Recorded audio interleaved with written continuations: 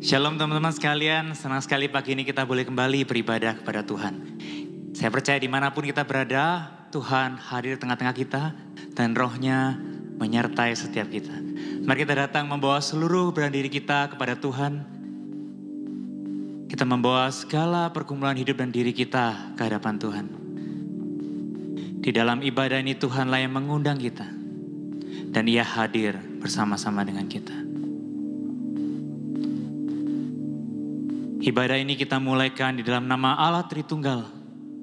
Allah Bapa, pencipta alam semesta, pencipta setiap kita, Allah Putra, yang berkorban di atas Kalvari menebus hidupmu dan hidupku.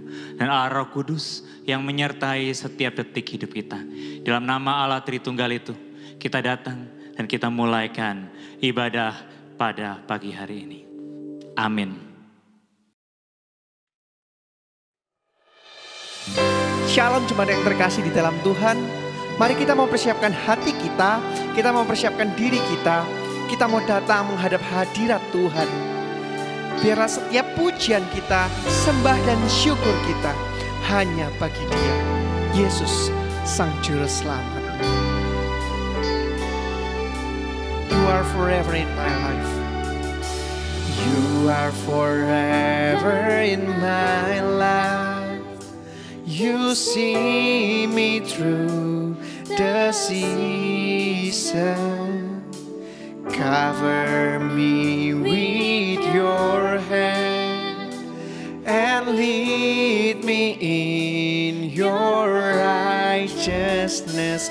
And I look to you and I wait on you.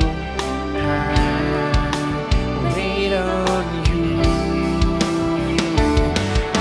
Sing to you, Lord, a hymn of love for your faithfulness to me. I'm carried in everlasting arms.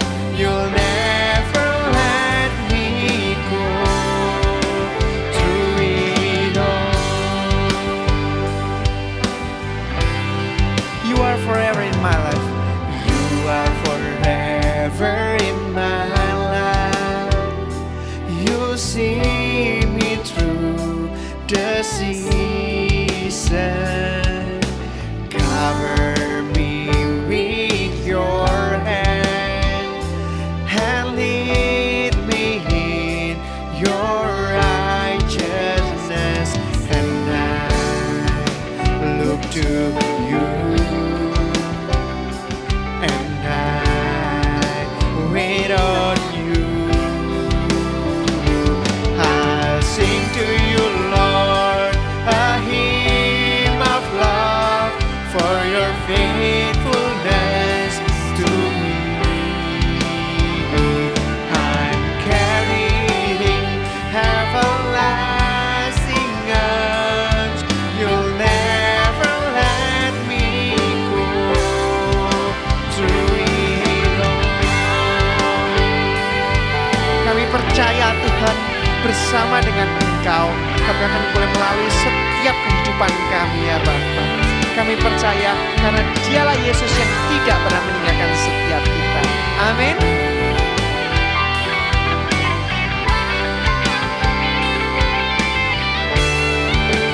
When the oceans rise and thunders roar, I will soar with you above the storm.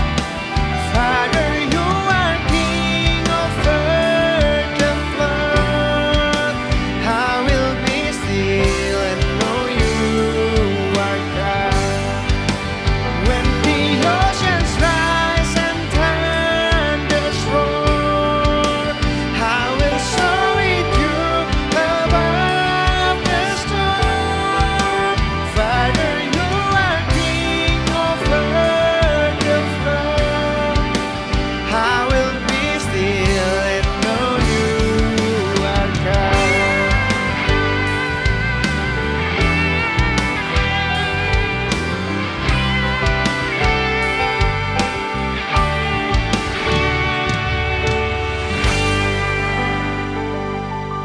Ya Tuhan, sungguh ya Bapa, ketika kami boleh beribadah kembali pada hari ini, sebuah anugerah yang teramat indah bagi setiap kami.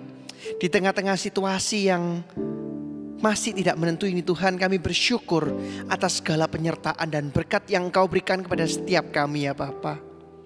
Tuhan, ketika kami datang ke hadirat-Mu, Engkau yang mau sucikan hati dan pikiran kami ya Bapa. Biarlah Tuhan Kau yang mau layakkan setiap kami untuk kami boleh memasuki hadirat-Mu yang kudus, hadirat-Mu yang suci ini ya Tuhan. Hanya di dalam nama-Mu Tuhan kami berdoa dan kami bersyukur. Amin. Mari kita bersama-sama, kita mau bersorak, kita mau menaikkan pujian kita hanya bagi Dia, Yesus, Sang Pelukis Cakrawala yang merangkai jagat raya.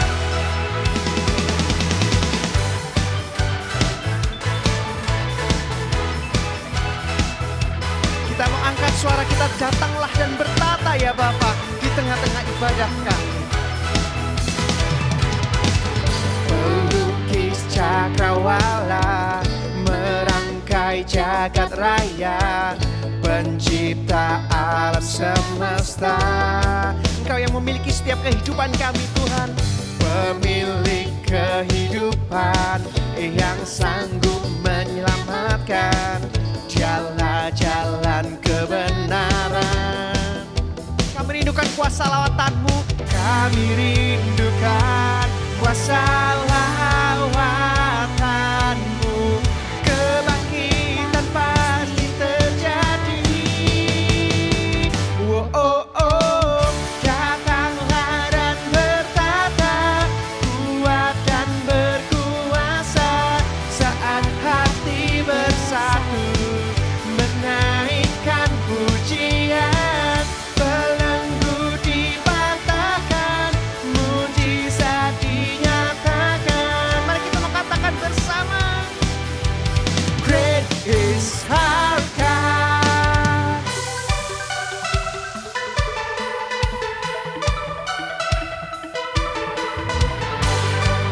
Kita mau bertepuk tangan, kita mau bersorak hanya bagi Dia,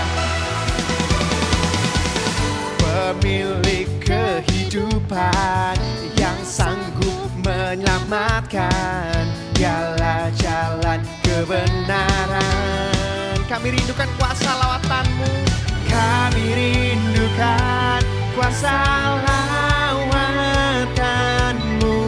Kebangkitan pasti terjadi. Oh, oh, oh, datanglah dan bertata, kuat dan berkuasa saat hati bersatu. Menaikkan pujian, belenggu dipatahkan, mujizat dinyatakan. Great is our God.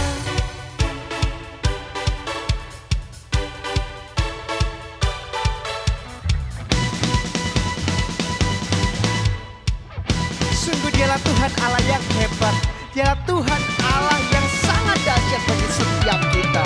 Mari dengan sungguh-sungguh kita mau sekali lagi angkat pujian kita. Kita mau angkat suara kita bersama.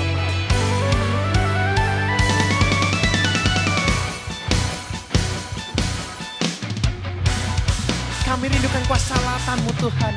Kami rindukan kuasa lawatan-Mu. Kebangkitan pasti terjadi. Oh, oh, oh, datanglah dan bertata, kuat dan berkuasa saat hati bersatu. Menaikkan pujian, belenggu dipatahkan, mujizat dinyatakan. Great is our God. Sorak-sorai hanya bagi Dia, Tuhan Allah kita.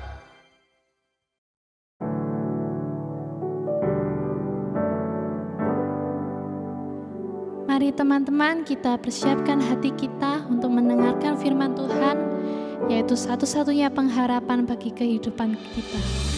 Mari kita kita pujikan Jesus at the center.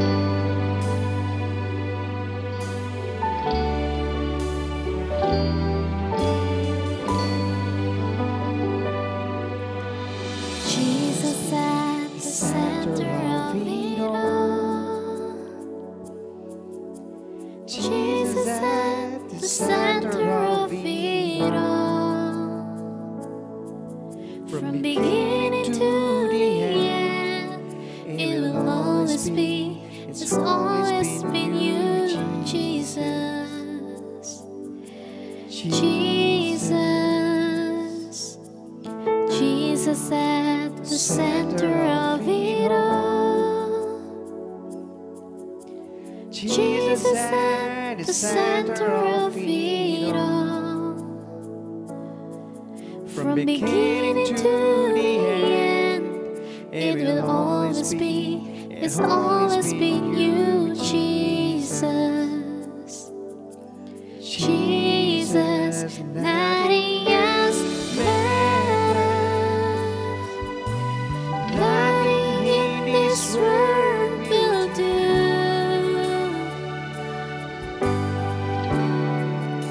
'Cause Jesus, you're the center.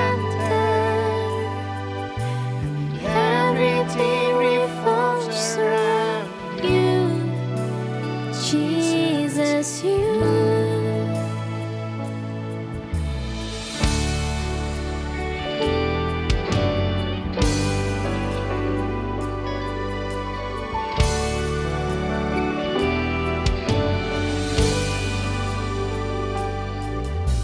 Jesus be the center of my life. Jesus be the center of my life. From beginning to the end, it will always be, it's always be you, Jesus. Jesus, nothing else matters. Nothing in this world will do.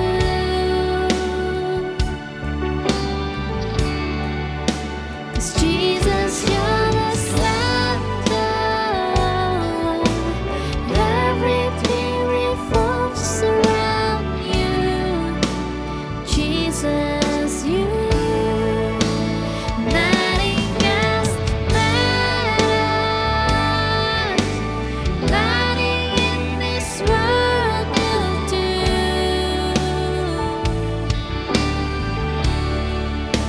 'Cause Jesus, you're the center. Everything revolves around you. Jesus, you. From my heart to the heaven, Jesus be the center. It's all about you. Yes, it's all about you. From my heart to the heaven, Jesus be the center. It's all about you. Yes, it's all about you. From my heart to the heaven, Jesus be the center. It's all about you. Yes, it's all about you. From my heart to the heaven, Jesus be the center. It's all about you. Yes, it's all about you.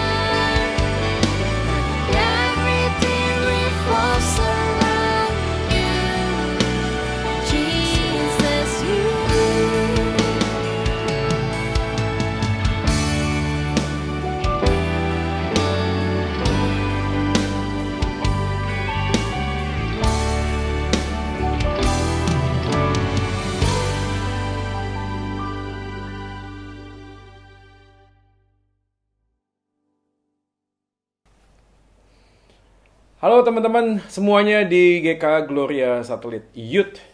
Senang banget hari ini kita bisa kumpul bareng dan kita bisa memuji Tuhan. Dan sekarang kita akan masuk di dalam pemberitaan firman.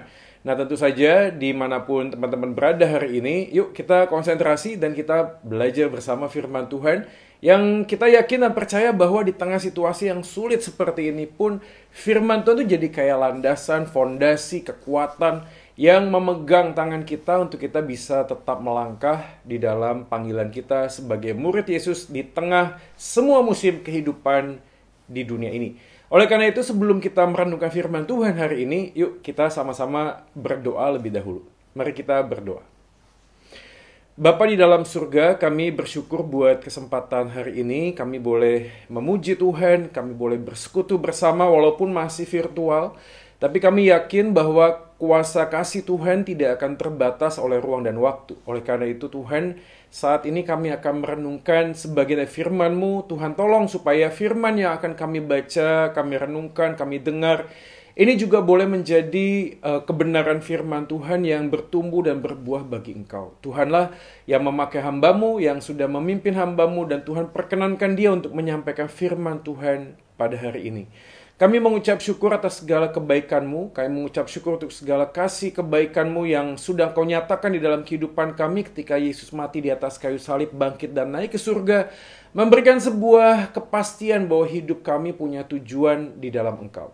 Tuhan nyatakanlah firman-Mu pada hari ini kepada setiap kami. Demi nama Yesus Tuhan kami, Tuhan dan Juru Selamat kami yang hidup, kami sudah berdoa dan memohon. Amin. Oke, kita langsung aja teman-teman, kita membaca satu bagian firman Tuhan yang hari ini diambil dari kitab Filipi pasalnya yang kedua. Nah, saya akan bacain ya buat teman-teman sekalian ya. Filipi pasal yang kedua. Demikianlah firman Tuhan, saya akan baca mulai ayat 1. Jadi, karena dalam Kristus ada nasihat, ada penghiburan kasih, ada persekutuan roh, ada kasih mesra dan belas kasihan, karena itu sempurnakanlah sukacitaku dengan ini. Hendaklah kamu sehati sepikir dalam satu kasih, satu jiwa, satu tujuan, dengan tidak mencari kepentingan sendiri atau puji-pujian yang sia-sia. Sebaliknya hendaklah dengan rendah hati yang seorang menganggap yang lain lebih utama daripada dirinya sendiri. Nah demikianlah firman Tuhan, kita berbahagia kalau kita menjadi pelaku firman di dalam kehidupan kita hari lepas hari. Teman-teman sekalian, kali ini temanya adalah the power of endorsement. Nah, tentu saja kata endorsement cukup dekat dengan kita karena waktu kita masuk dalam sebuah media sosial, beberapa orang yang punya follower cukup banyak, para influencer, juga memberikan sebuah fasilitas ini, yaitu bagaimana ada orang yang punya bisnis, lalu kemudian makanannya, produknya, atau apapun juga, itu bisa di-endorse oleh orang-orang yang mempunyai kekuatan secara sosial, khususnya di media sosial, guys. Oleh karena itu, kita waktu bicara tentang endorse, kita bicara tentang sebuah produk yang kemudian diberikan sebuah review. Dan review yang positif kemudian akan membawa orang lain itu mau mencoba atau mau mencicipi atau paling enggak mau membeli apa yang di-review oleh seseorang. Jadi kalau kita bicara tentang endorsement, sebenarnya tidak equal bicara tentang sebuah puji-pujian yang ada yang kita baca di dalam pasal 2 ayat yang ketiga tadi guys, di dalam kitab Filipi. Tapi kalau kita mau melihat secara utuh dan menyeluruh, sebenarnya apa sih yang kita mau simak hari ini, yang kita mau pelajari hari-hari ini?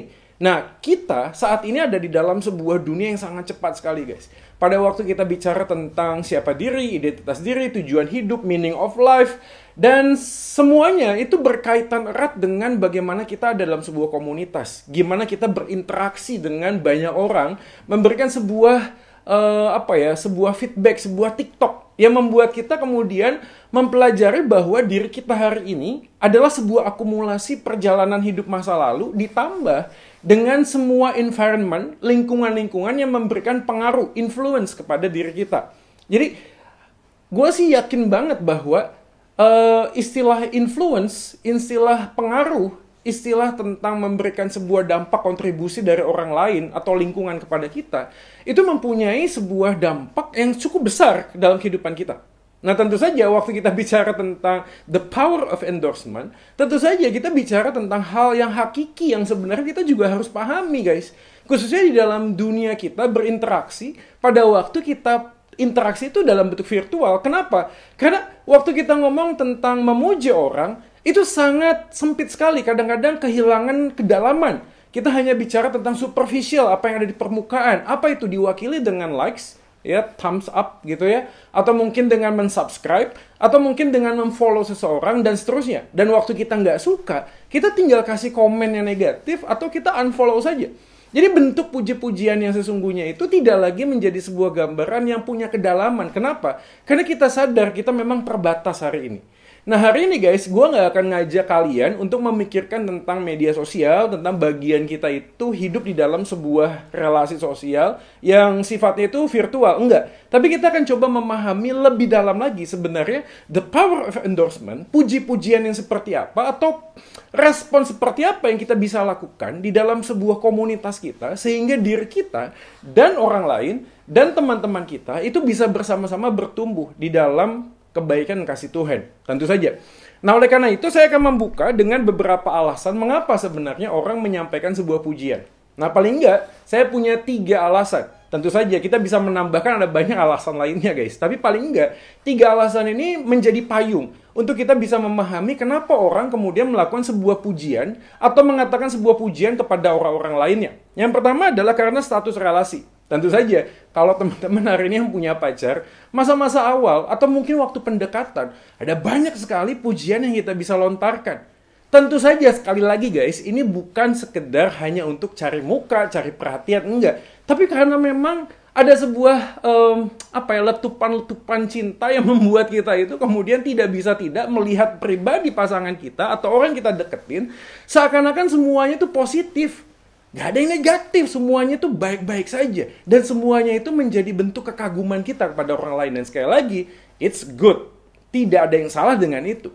Tapi kalau memang hanya sebatas status relasi, maka akan sulit sekali kalau kita sekedar memuji. Karena memang kita didorong dengan sebuah motivasi, saya suka dengan dia. Ini pertama lah, kita akan coba gali lebih dalam. Apakah benar demikian ya? Apakah benar karena status relasi saja kita bisa memuji dengan sungguh-sungguh? Atau cuma sekedar gimmick doang supaya kita bisa dapetin apa yang kita mau?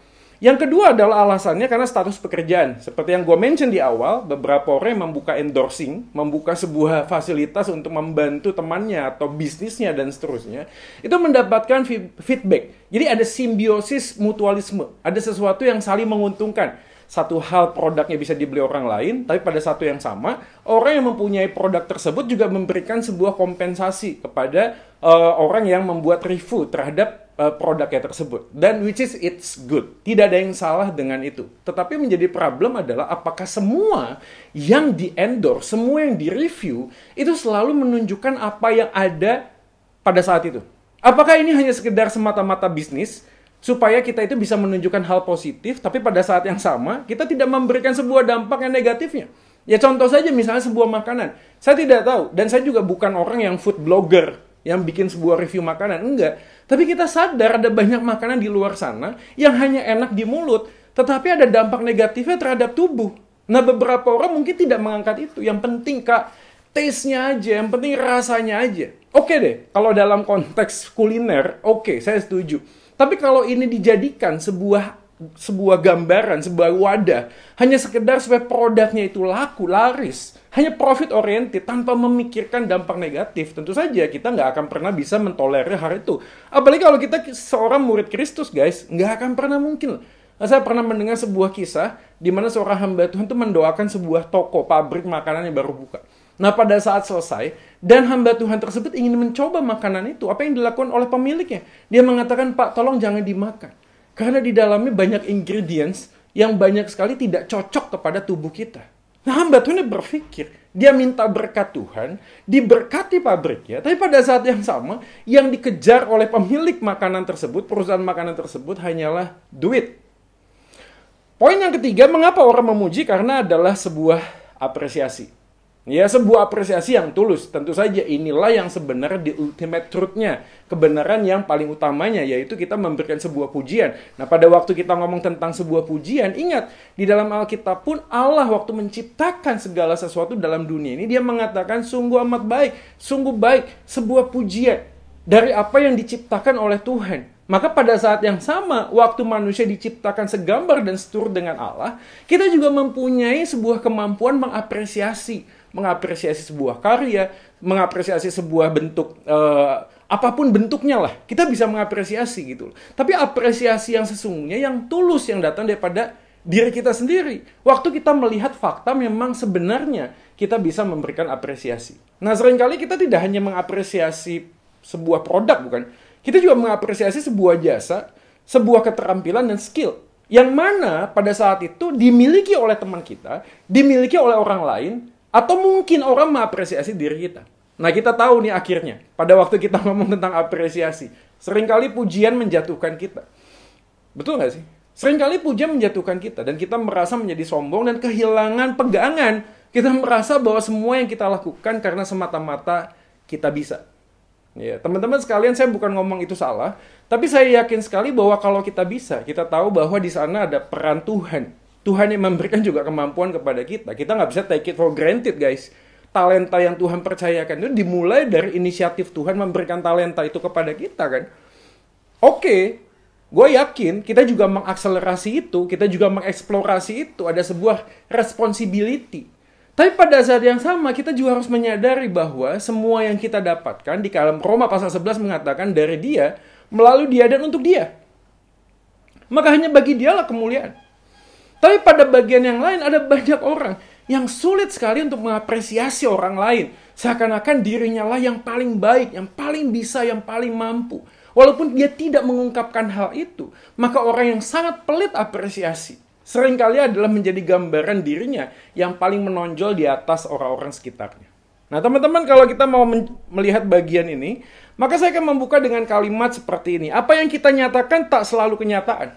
Dan mengungkapkan perasaan yang tak sesuai fakta, sesungguhnya adalah sebuah kebohongan. Tunggu ya, kita jangan cuma mikir kebohongan terus selesai. Enggak, Alkitab mengatakan kebohongan itu muncul hanya dari satu pribadi. Siapa itu? Iblis lah bapak pembohong, guys. Jadi pada waktu kita ini melakukan kebohongan, pada saat yang sama kita menempatkan diri kita justru mengikuti apa yang iblis ajarkan dan berikan kepada kita. Sekali lagi teman-teman sekalian, di awal saya udah ngomong, kita ini ada hari ini karena ada pengaruh influence, bukan hanya sekedar lingkungan, tapi kita sadar lingkungan dan sistem di dalam kehidupan kita ini sudah jatuh dalam dosa, guys. Jadi waktu sudah jatuh dalam dosa, sangat berpotensi iblis masuk dan memberikan kepada kita sebuah nilai-nilai kebohongan dalam dunia. Yang mengatakan bahwa kita ini bisa karena kita memang bisa. Kita katakan sukses pada diri kita, maka kita akan sukses. Pada saat yang sama, kita kemudian mengambil Allah yang dari tempatnya kepada tempat yang di luar diri kita sendiri. Sehingga kita merasa kita mampu melakukan segala sesuatu. Perhatikan kalimat ini, apa yang kita nyatakan tak selalu kenyataan. Apa yang kita ngomongin ini seringkali adalah sesuatu yang bukan sesungguhnya, bukan kebenarannya. Kita ada hal, agenda lain, kepentingan yang lain. Ya mungkin saja yang pertama tadi, karena status relasi, karena kita ingin mendapatkan apa yang kita inginkan. Siapa? Yaitu tadi doi itu, pacar yang kita senangin itu. Kita hanya sekedar ingin menjadikan fasilitas follower yang banyak hanya untuk merekrut atau mengambil banyak keuntungan buat diri kita sendiri. Kita nggak memikirkan tentang apa yang menjadi panggilan Tuhan kepada kita. Oleh karena itu, kalau kita membaca kitab Filipi pasal yang kedua, teman-teman sekalian, maka jelas sekali di sana, pada waktu Paulus mengatakan ayat yang ketiga, dikatakan demikian, dengan tidak mencari kepentingan sendiri atau puji-pujian yang sia-sia, sebaliknya hendaklah dengan rendah hati seorang menganggap yang lain lebih utama daripada dirinya sendiri. Dalam terjemahan bahasa Inggrisnya, do nothing out of selfish ambition, guys. Jadi kata yang dipakai di sana, self-ambition, itu mengatakan tentang sebuah orientasi hidup yang hanya kepada diri sendiri. Maka kalau kita kaitkan dengan kata puji-pujian yang sia-sia, kata ini menunjukkan kepada kehormatan yang kosong sebenarnya. Jadi dua kata ini dalam formula kalimat yang dipakai oleh Rasul Paulus ingin menekankan kepada diri manusia yang selalu self-oriented. Makanya waktu kita baca keseluruhan kitab Filipi, ada indikasi yang sangat kuat. Di mana jemaat Filipi mulai mencari sosok-sosok tertentu, mulai mencari ajaran-ajaran tertentu yang hanya ingin menyenangkan dirinya sendiri. Makanya dalam pasal 1 ada orang yang memberitakan Injil. Untuk apa? Untuk kepentingannya diri sendiri. Memberitakan Injil. Walaupun Paulus mengatakan, that's fine, that's okay, yang penting Kristus tetap diberitakan. Tetapi waktu kita melihat di jemaat Filipi, semua bibit penyakit tentang self-oriented itu sudah hadir di sana, guys. Dan waktu kita bicara tentang puji-pujian, mengapresiasi orang lain, mengapresiasi produk tertentu, kita perlu bertanya kepada diri kita, apakah ini sungguh-sungguh tulus? Atau memang ada agenda yang lain ya, yang mendompleng di dalam bagian yang kita lakukan kepada orang lain supaya kita mendapatkan sesuatu keuntungan, benefit tertentu. Dan inilah yang sebenarnya menjadi poin pada waktu kita memikirkan tentang bagian ini. Coba kita lihat, perhatian baik-baik. Filipi pasal yang kedua. Sebenarnya kalau kita membacanya dengan seksama, kita dengan mudah bisa mendapatkan apa yang menjadi pesan Paulus. Ayat 1. Jadi, karena dalam Kristus. Ini kalimat utama yang kemudian menjelaskan banyak hal. Kata kerja yang bersifat imperatif di dalam ayat yang kedua. Karena itu sempurnakanlah sukacitaku. Jadi karena itu di dalam ayat 1. Jadi karena dalam Kristus, ayat 2. Karena itu sempurnakanlah, kalimat imperatif ini memberikan sebuah dasar. Untuk memberikan sebuah alasan. Sempurnakanlah sukacitaku. Bukan berarti Paulus ini tidak mendapatkan sukacita pada waktu dia mengatakan kepada jemaatnya supaya saling menghargai. Maka waktu jemaat saling menghargai, baru Paulus mendapatkan sukacita. Bukan begitu maksudnya. Kata sempurnakanlah sukacitaku artinya dia sudah mempunyai sukacita. Dan kalau engkau saling mengasihi, engkau saling mengutamakan satu dengan yang lain, maka sukacita Paulus semakin sempurna. Dan poin pentingnya ada di dalam ayat 1. Di dalam Kristus and Kristo. Nah, kata ini menjadi petunjuk utama bahwa Paulus bisa mendapatkan sukacita yang sesungguhnya, yang sempurna, ketika dia melihat jemaat itu hidup di dalam Kristus. Maka perhatikan guys, orang yang hidup di dalam Kristus nggak mungkin self-centered. Orang yang hidup di dalam Kristus hanya akan melihat sebagaimana Kristus melihat. Dan Kristus di dalam kehidupannya, Yesus dalam kehidupannya, bukanlah pribadi yang self-centered. Yesus hidup justru memperhatikan orang lain, bahkan dia mau mati menanggung dosaku dan dosamu untuk kebahagiaan diriku dan dirimu, kita yang sudah berseteru. Tetapi Yesus mendamaikan supaya kita punya relasi yang sesungguhnya di dalam Tuhan, guys. Dan inilah yang Yesus ajarin. Kalau yang Yesus ajarin bukan egoisme, yang Yesus ajarin justru adalah mengutamakan kepentingan orang lain. Maka pujian yang sesungguhnya adalah ketika kita menyadari siapa diri kita di dalam Yesus. Selama kita nggak merasa dan mengalami kehidupan di dalam Yesus, semua orang yang ada di luar sana akan menjadi kompetitor kok buat kita. Kita akan merasa risih, kita merasa cemas. Kalau ada orang lain yang lebih mampu daripada kita, bener gak sih? Kita akan merasa terganggu. Kalau ada orang yang diapresiasi, kita kagak. Satu tim pelayanan yang diapresiasi oleh hamba Tuhannya, diapresiasi orang lain, adalah cuma si A. Terus muncul dalam hati kecil kita ngomong gini, lu tahu gak si A itu bisa karena gue yang ngajarin. Ya gak usah dikasih tahu, kali gak apa-apa juga kali. Karena harusnya gitu ya. Dalam gereja pun kita tidak pernah bisa terlepas dari hal ini guys. Berapa banyak hamba Tuhan dalam sebuah gereja kehidupannya menjadi kompetisi. Siapa bisa apa, siapa mampu apa, siapa yang diapresiasi apa. Bahkan saya pernah mendengar seorang hamba Tuhan yang mencoba untuk menempatkan achievement, prestasi hamba Tuhan tersebut dengan apa? Dengan perhatian jemaat kepada hamba Tuhan tersebut. Dan inilah kehidupan manusia, kita sangat rentan sekali dengan pujian. Kita sangat rentan sekali menilai siapa kita. Bukan berdasarkan dari kacamata Tuhan, tapi dari kacamata orang yang mengapresiasi. Sekali lagi, saya bukan ngomong manusia mengapresiasi orang lain itu salah. No. Tapi di dalam kitab ini, kita diajarin, hiduplah di dalam Yesus. Yesus yang menempatkan kepentingan orang lain, kasih kepada orang lain, jauh lebih utama sehingga dia mau menderita buat orang lain. Oke teman-teman ya, kata di dalam Kristus ini menjadi penting. Karena waktu kita hidup dalam masa muda, kita mudah sekali masuk dalam arus sekularitas. Tahu ya? Arus sekularitas itu berbicara bahwa semua perbuatan yang baik, semua tindakan-tindakan yang baik bisa dilakukan oleh manusia tanpa harus melibatkan oknum yang namanya Allah. Kita bisa melakukan hal yang baik tanpa harus percaya pada satu agama tertentu. Makanya penekanan jemaat di Filipi Rasul Paulus memberikan penekanan kunci dalam Kristus. Kenapa? Karena bukan hanya sekedar orang bisa berbuat yang baik, tapi orang juga hidup di dalam kebenaran. Maka orang yang baik belum tentu benar, tapi orang hidup dalam kebenaran semakin hari semakin akan dimampukan untuk menjadi orang yang baik, guys. Nah teman-teman sekalian, yuk kita pikirin hari ini ya kehidupan kita ya, termasuk gue juga sih. Gue nggak ngomong gue lebih baik dari teman-teman, enggak. Tapi yuk kita hari ini memahami dulu penjelasannya, memahami dulu wawasannya, memahami dulu teologinya. Supaya apa? Supaya ortodoksi itu melahirkan ortopraksi. Pengajaran yang benar itu kan menolong kita mempunyai motivasi dan perilaku yang benar. Tapi bagaimana mungkin kita bisa mengatakan kita sudah melakukan yang benar kalau kita tidak pernah punya satu fondasi motivasi yang benar, guys. Yang kita lakukan hanyalah sebuah dorongan sekularitas yang menempatkan segala aspek kehidupan manusia hanya pada dasar kalau lu baik, gua akan baik. Kalau lu mengasihi, gua akan mengasihi. Gua bisa melakukan pujian seperti halnya orang-orang di dunia ini. Dan that's fine gitu, the general truth, kebenaran umum. Yang mana manusia memang diciptakan sebagai gambar dan rupa Allah yang memang bisa mengapresiasi. Tapi waktu manusia jatuh dalam dosa, apresiasi kita nggak tulus. Bahkan sulit sekali gitu loh untuk mengatakan diri kita sedang betul-betul memuji.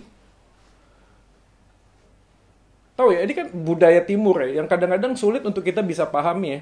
Ya bukan ngomong juga, ini kita mengapresiasi. Ya. Tapi ada orang yang pernah ngajak ini, ayo datang dulu ke gubuk gua gitu. Terus waktu datang ke rumahnya, gubuk gua tuh gedenya minta ampun, ini bukan gubuk men. Jadi lu tuh sedang merendah untuk menempatkan sebuah kesombongan lain. Tapi ini budaya timur ya. Ini otokritik aja. Kita kan juga orang timur ya, orang Indonesia. Ayo mampir dulu ke rumah saya misalnya. Aduh maaf ya. Makanannya apa adanya. Yang keluar tumpeng guys. Full lagi, lengkap. Ini kalau apa adanya aja kayak tumpeng kayak gini, kalau nggak ada apa-apa kayak gini, ada apanya gimana gitu loh. Seadanya aja kayak gitu loh. Ini budaya timur yang membuat kita tuh sadar atau tidak mudah sekali apa ya, menjual sebuah narasi-narasi yang hanya membuat relasi supaya baik-baik saja. Tapi pada saat yang sama kita bisa ngomongin orang itu di belakang gitu loh. This is not fair enough gitu loh. Ini nggak adil. Kalau memang kita ini harus otentik, kalau kita memang harus mengatakan sesuatu yang benar walaupun itu menyakitkan orang lain, ya seharusnya kita lakukan itu kan. Kan lebih baik gitu loh, lebih baik teguran yang nyata, kan kata Amsal ya, daripada kasih yang pura-pura kan. Lebih baik teguran walaupun menyakitkan, daripada pelukan yang erat tapi mematikan. Pelukan yang erat bisa mematikan, bahkan Yudas saya bisa mencium Yesus untuk menjual Yesus. Oleh karena itu kebenaran firman itu membuat kita sadar guys, bahwa kebaikan tuh nggak bisa dinilai dengan apa yang nampak dari kacamata jasmani kita, nggak bisa. Tetapi hati, motivasi kita. Oleh karena itu pusat dari segala puji-pujian haruslah justru di dalam Yesus. Pujian tanpa ujian hati hanyalah omongan kosong tanpa arti. Kalau kita memuji orang lain tapi tidak menguji hati kita lebih dahulu, kita hanya sekedar mengatakan sesuatu. Hati-hati jangan sampai kata-kata yang kita sampaikan pun orientasinya hanya kepada diri. Hanya supaya kita bisa dianggap teman yang baik, sahabat yang baik, pacar yang baik, istri yang baik, suami yang baik. Tapi pada saat yang sama kita tidak menempatkan Yesus sebagai sentral dari kehidupan kita guys. Kita tidak menempatkan Yesus, kasih Yesus yang sesungguhnya. Maka saya sangat apresiasi gini sih. Begitu kita ngomong tentang memuji orang lain, kita juga harus percaya bahwa thank you untuk pelayananmu. Karena Tuhan sudah memakai engkau menjadi berkat buat banyak orang. It's fair enough. Teman-teman, berapa banyak saya juga pernah terjebak dalam kaitan ini. Merasa bahwa pelayanan firman, berkhotbah, melakukan seminar, lalu ketika ada orang lain yang menyalami dan mengatakan thank you Pak, saya diberkati. Tahu gak sih, hati kecil saya seakan-akan bisa berkecamuk waktu ngomong puji Tuhan. Apakah betul yang dipuji adalah Tuhan? Atau semata itu adalah sebuah kesempatan saya bisa mencuri kemuliaan Tuhan dan merasa wow, berarti semua usaha saya belajar teologi, semua usaha saya baca buku, semua kepintaran saya, Ya, bisa memberikan dampak buat orang lain. Celaka gue ini. Oleh karena itu menguji hati itu penting sebelum kita memuji orang lain. Menguji hati itu penting sebelum kita sungguh-sungguh menaikkan pujian kita kepada Tuhan. Karena seringkali pujian kita kepada Tuhan pun hanya lip service. Come on man, hanya lip service. Apalagi udah virtual kayak gini. Nyanyi juga kagak kok. Lalu gak ada yang tahu. Kan sendirian doang di kamar. Kadang nyanyi juga sambil tidur, sambil makan, sambil ngemil. Beberapa temen juga ada yang ya cepetin aja puji-pujiannya, nggak penting lah, yang penting langsung khotbah sama barcode persembahan. Nggak gitu guys. Jadi kan waktu kita datang beribadah, kita belajar untuk memuji Tuhan dengan segenap hati. Dan memuji Tuhan dengan segenap hati itu harus dimulai dari ujian terhadap hati kita. Apakah Yesus menjadi pusat di dalam kehidupan ibadah kita? Apakah Yesus menjadi pusat di dalam kehidupan komunitas kita? Apakah Yesus menjadi pusat di dalam relasi kita dengan sesama kita? Kalau kita kehilangan sentralnya, kita akan mudah sekali goyang dengan apa? Itu tadi isu-isu sekularitas lah, isu-isu tentang postmodern lah, yang menarik kita untuk menjadi pemuda yang bisa karena lu bisa, bukan karena Tuhan membuat lu bisa, bukan. Kita mencari achievement tertentu. Seakan-akan kita menjadi seorang yang krisis identitas ketika kita tidak mencapai sesuatu kan. Ini kan kehidupan kita, pergumulan kita, quarter life crisis kan. Kita bergumul dengan banyak orang yang menempatkan cita-cita tertentu. Dan ketika dia mendapatkannya, ada banyak likes, ada banyak thumbs up, ada banyak komen yang positif. Dan seakan-akan kita yang nggak bisa mencapai itu. Kita inferior guys. Kita nggak merasa punya sesuatu yang bisa kita banggain dalam diri. No. Kebanggaan hidup kita diawali dengan satu pemahaman dan keyakinan yang sama, bahwa hidupku berharga karena Yesus mati buatku di atas kayu salib. Nilai hidupku ditentukan dari darah Yesus, bukan dari apa kata orang pencapaian di dalam dunia ini. Sekali lagi teman-teman, jangan merasa saya menganggap pencapaian gak penting. Tapi kalau kita ingin mencapai sesuatu tanpa mengerti panggilan Tuhan terhadap diri kita, saat kita mencapainya kosong kok. The paradox of happiness kan. Kita merasa kalau gue udah dapat ini, gue bakal bahagia. Kalau gue udah dapat gaji 5 juta, gue bakal happy. Setelah dapat 5 juta, hilang kok. Lu langsung mikir 7 juta, 10 juta, 15 juta. Terus begitu kok. Gak akan pernah ada rasa cukupnya kok. When enough is enough, when? Gak akan pernah mungkin gitu. Jadi waktu kita belajar tentang pujian hari ini, coba kita mengoreksi diri ya, maksudnya. Coba kita memahami sebenarnya apa sih yang kita kejar dalam dunia ini. Sekali lagi, mengapresiasi itu penting. Karena Tuhan sendiri mengapresiasi sebuah karya. Dan kita yang diciptakan segambar dan serupa oleh Tuhan, kita juga diberikan privilege untuk bisa mengapresiasi karya orang lain. Atau mungkin seseorang yang lainnya. Tapi kalau kita nggak menguji hati kita, pujian yang kita lontarkan itu hanyalah sebuah bentuk ucapan yang kosong tanpa arti. Atau mungkin hanya berarti bagi diri kita sendiri. Nah teman-teman, ini bagus ya menurut saya. Waktu Paulus menyampaikan bagian ini ya, ini sangat kuat sekali tentang kesatuan gereja. Makanya poin yang kedua adalah tidak hanya Christ tapi juga community. Seperti yang saya mention di depan, kemungkinan besar jemaat Filipi itu mempunyai potensi untuk pecah. Maka Paulus memberikan sebuah pesan yang sangat kuat dari awal suratnya.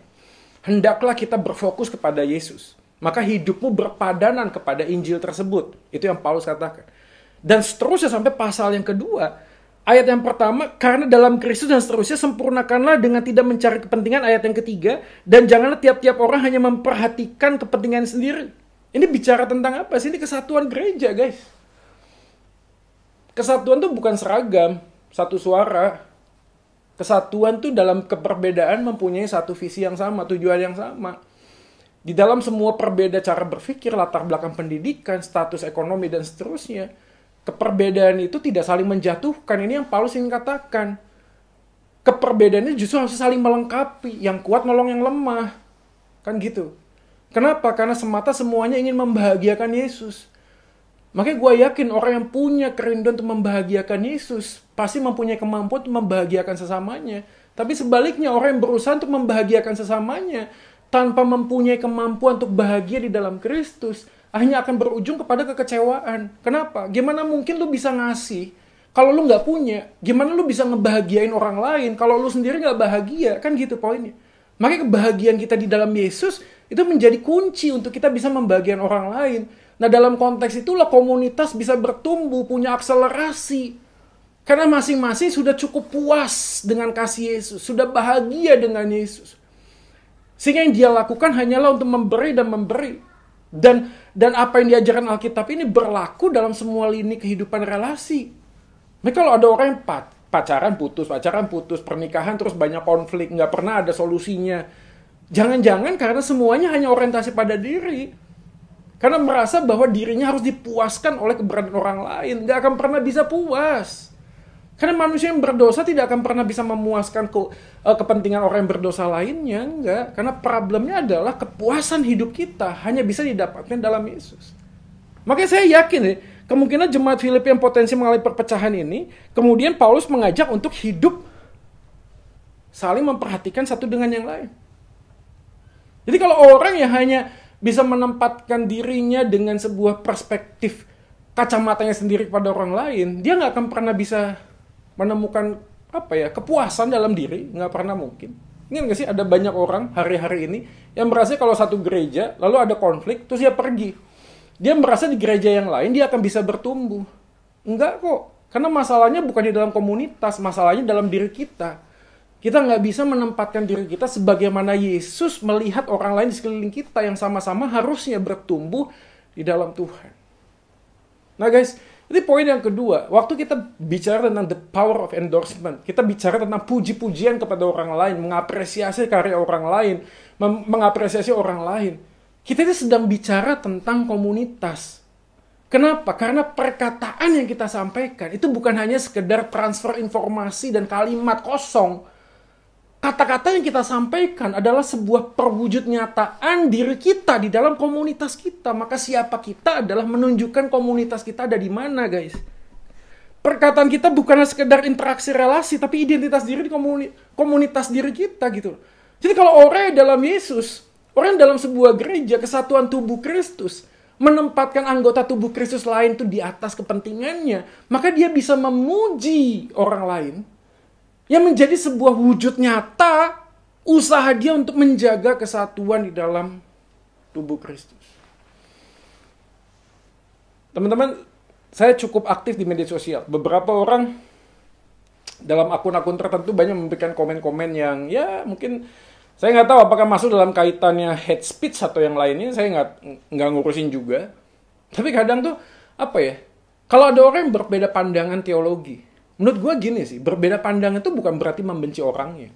Beberapa orang juga kadang-kadang miskomunikasi sama saya gitu loh.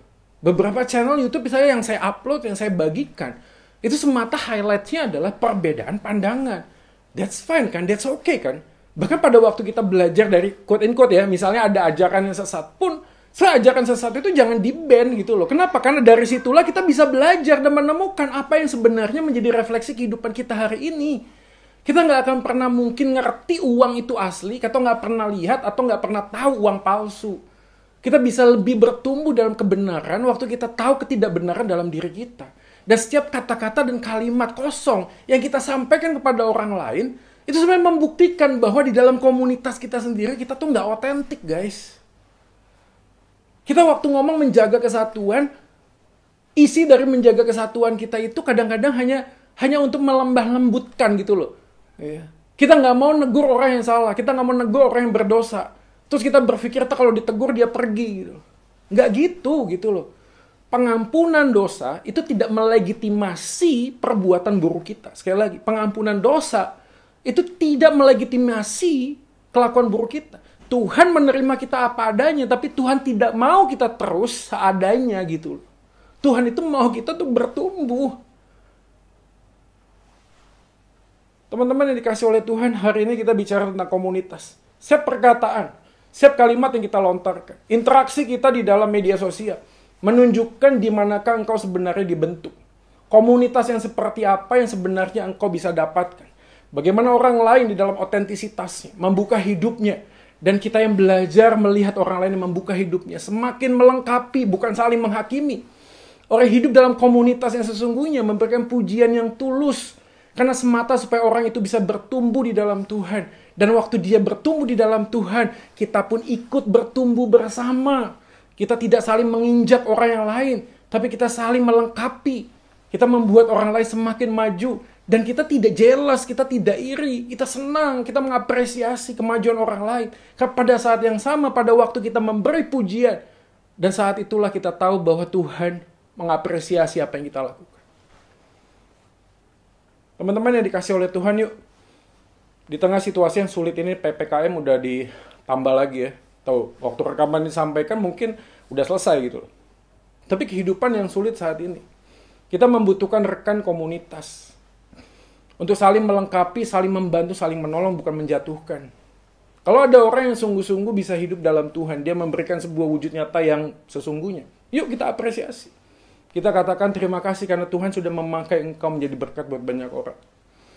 Buat kita hari ini, yang sulit sekali untuk mengapresiasi, yuk kita tanya diri kita. Jangan-jangan di dalam komunitas kita terlalu banyak jaim. Jaga image, kita pakai topeng-topeng yang baik supaya orang lain bisa melihat sesuatu yang baik dalam diri kita. No. Tahu nggak ya?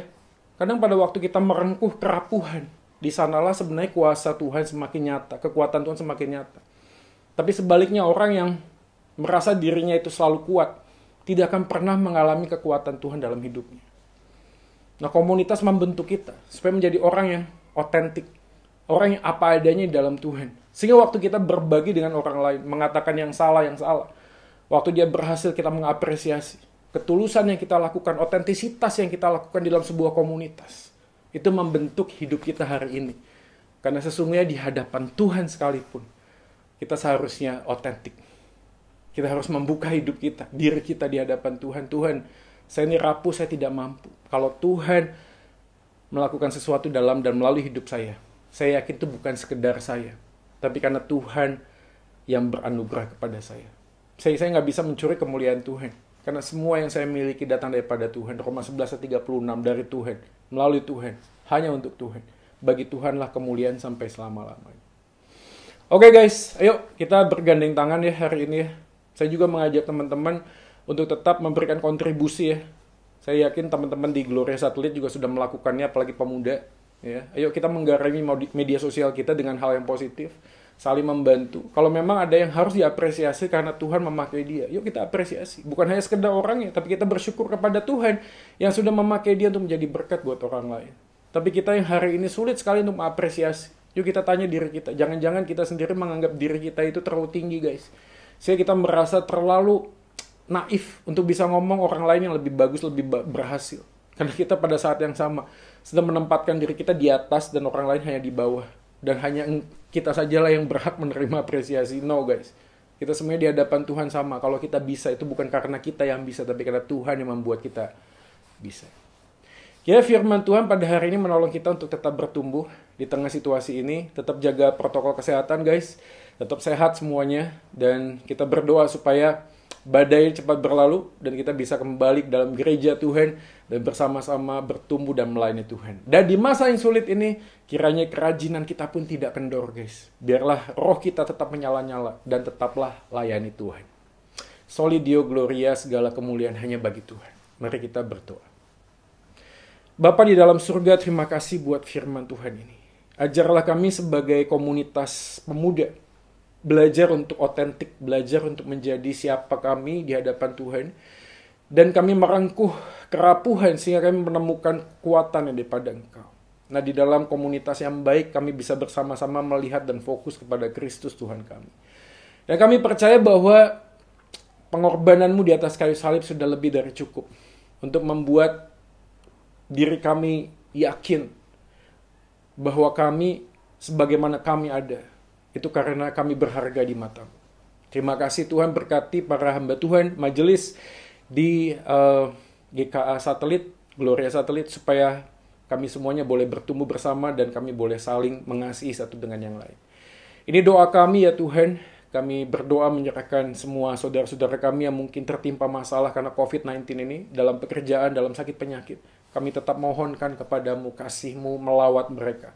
Berikan kepada mereka kesembuhan bagi yang sakit dan kelegaan bagi yang letih lesu dan berbeban berat. Dan lebih daripada itu, iman percaya kami pun semakin hari semakin bertumbuh, dan kami tidak hanya melihat diri kami. Walaupun kami juga punya masalah, tapi kami belajar untuk berkontribusi dalam kehidupan orang lain yang mungkin lebih sulit kehidupannya daripada kami. Ini doa kami Tuhan, kami mengucap syukur dan berdoa. Hanya di dalam nama Yesus Tuhan kami, Tuhan dan Juru Selamat kami yang hidup. Amin.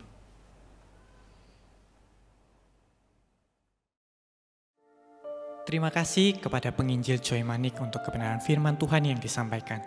Biarlah setiap kita, anak-anak Tuhan yang mendengarnya, kita pun terus berjuang untuk melakukan kebenaran firman Tuhan dalam kehidupan kita sehari-hari.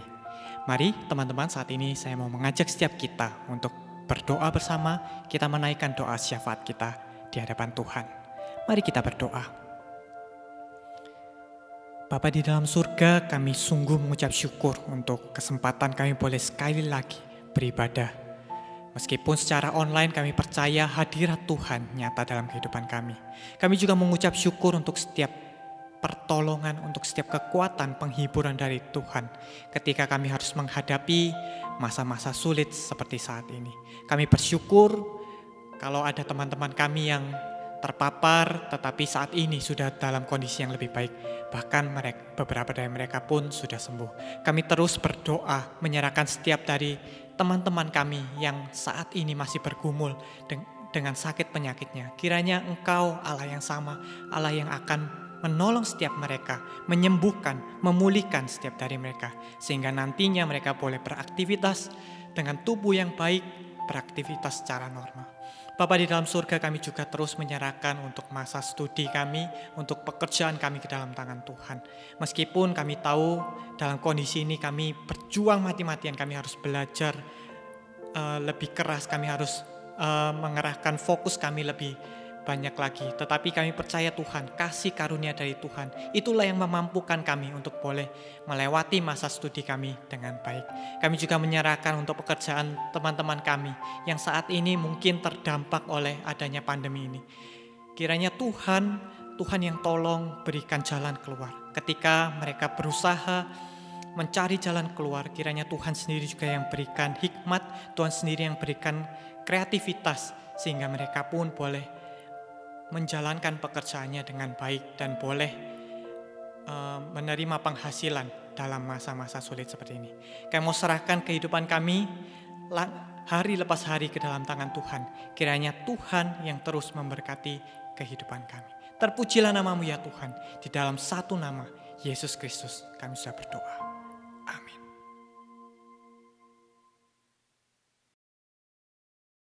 Teman-teman sekalian, mari bersama dengan seluruh umat percaya di segala tempat dan zaman, kita mau menyatakan pengakuan iman kita. Pengakuan iman rasuli. Aku percaya kepada Allah, Bapa yang Maha Kuasa, Khalik langit dan bumi, dan kepada Yesus Kristus, Anaknya yang tunggal Tuhan kita, yang dikandung dari Roh Kudus, lahir dari anak darah Maria, yang menderita sengsara di bawah pemerintahan Pontius Pilatus, disalibkan, mati dan dikuburkan, turun ke dalam kerajaan maut, pada hari yang ketiga bangkit pula dari antara orang mati, naik ke surga, duduk di sebelah kanan Allah, Bapa yang Maha Kuasa, dan dari sana Ia akan datang untuk menghakimi orang yang hidup dan yang mati. Aku percaya kepada Roh Kudus, gereja yang kudus dan am, persekutuan orang kudus, pengampunan dosa, kebangkitan tubuh, dan hidup yang kekal. Amin.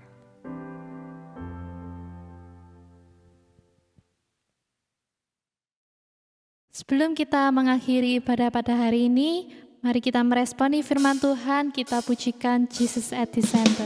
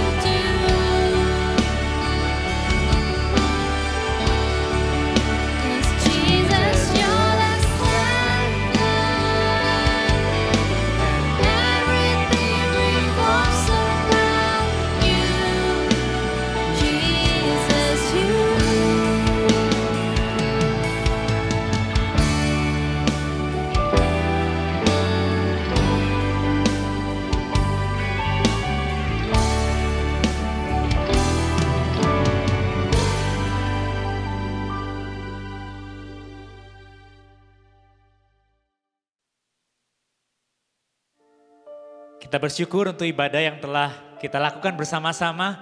Kita percaya Tuhan boleh ada dan memberkati setiap kita. Mari kita saat ini bangkit berdiri, kita membawa seluruh diri kita.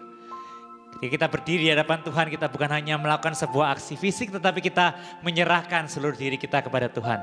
Dan di akhir ibadah ini, mari kita mengakhiri dan mempersembahkan hidup kita kepada Tuhan. Kita menerima berkat daripada Tuhan. Ya Tuhan, inilah hidup kami Tuhan, anak-anak muda yang telah Engkau tebus. Biar kami bersinar bagi Tuhan, kami hidup bagi Tuhan. Kami juga mengalami berbagai macam pergumulan sama seperti orang-orang yang lain Tuhan. Tapi kami dimampukan berkemenangan oleh karena Allah Roh Kudus yang senantiasa memegang hidup kami, yang memegang tangan kami, yang berjalan bersama dengan kami. Dan anugerah-Mu Tuhan Kau curahkan dengan limpah di dalam hidup setiap kami setiap hari. Di dalam anugerah-Mu itulah kami saat ini berdiri dan kami mohonkan berkat daripada-Mu Tuhan. Biarlah berkat-Mu Tuhan mampukan kami hidup bagi Engkau, hidup bagi kemuliaan-Mu. Kami membawa hati kami, mengarahkan hati kami dan menerima berkat-Mu. Kiranya Tuhan memberkati Engkau dan melindungi Engkau. Tuhan menyinari Engkau dengan wajah-Nya dan memberi Engkau kasih karunia. Tuhan menghadapkan wajah-Nya kepadamu dan memberi Engkau damai sejahtera yang melampaui segala akal mulai saat ini sampai selama-lamanya. Amin. Demikianlah ibadah kita hari ini. Tuhan Yesus memberkati kita sekalian. Hiduplah bagi kemuliaan Tuhan. Ku angkat tanganku Yesus, memuji perbuatan-Mu. Sungguh tiada terukur kasih setia-Mu. Dalam naungan sayap-Mu ku mau terus menyembah-Mu. Kasih-Mu terukir di lubuk hatiku. Ku angkat tanganku Yesus, memuji perbuatan-Mu. Sungguh tiada terukur kasih setia-Mu. Dalam naungan sayap-Mu ku mau terus menyembah-Mu. Kasih-Mu terukir di lubuk hatiku. Kasih-Mu terukir di lubuk hatiku. Kasih-Mu terukir